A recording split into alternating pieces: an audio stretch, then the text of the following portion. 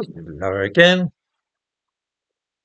Once upon a time, we in Britain exported our civilization to the world, building railways and roads, bridges and ports, power stations and offices across Africa, Asia, North America, Australia, and the Pacific Ocean.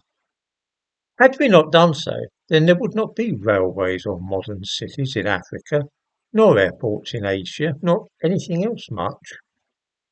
We Europeans created the modern world, and all the technology and inventions were made by us and our descendants in America.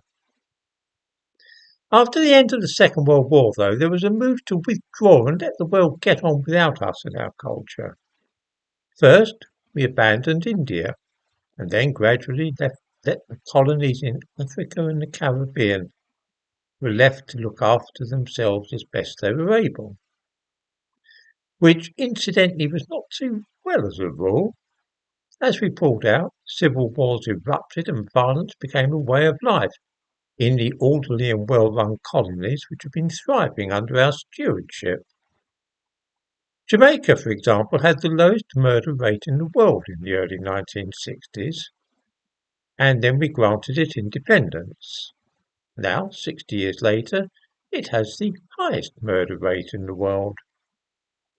Nigeria was settled and peaceful, but once we left, a civil war began, followed by a dreadful famine.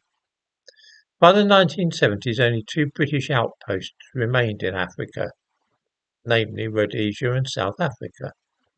They too are now independent and run by the natives, but it would be a bold assertion of anybody to claim that the standard of living has improved for those living in the countries.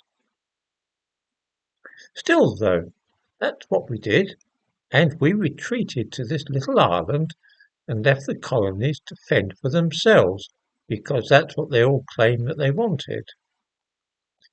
There is precedent for this, of course. It's what happened also to the Roman Empire, which withdrew too from its empire 1,500 years ago and simply retreated to Rome and the surrounding territory.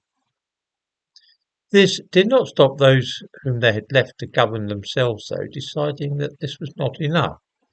They wanted not only their own countries, but also the riches of Rome itself, which is, of course, why Rome was invaded and looted.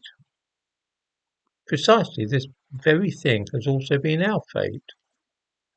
After giving the territories in Africa and Asia what they said they wanted, which was independence, they were still dissatisfied.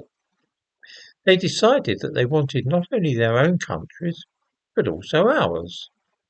Just like the Goths and Huns, they have swept into our country to pillage and loot, although in a far calmer and methodical way than those who sacked Rome in the 5th century AD. It is nonetheless an invasion for all that. Western civilization is now confined to parts of Europe, North America, and Australia and New Zealand.